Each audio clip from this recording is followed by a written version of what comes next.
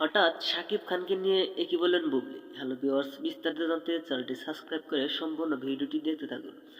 সুপ্রিয় দর্শক, ঢাকাই সিনেমার অন্যতম সেরা সফল জুটি শাকিব বুবলি।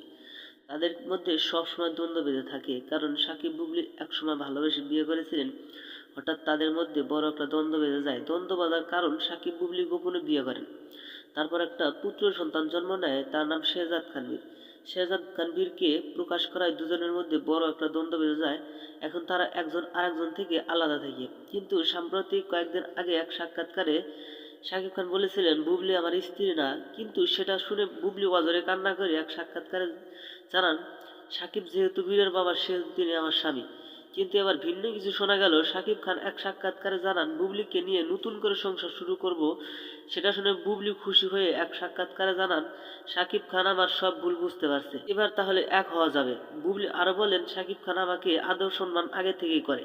বন্ধুরা, ভিডিওটি ভালো লাগলে একটা লাইক দিন এবং নিত্য নতুন আপডেট নিউজ পেতে আমাদের সাথেই থাকুন। ধন্যবাদ।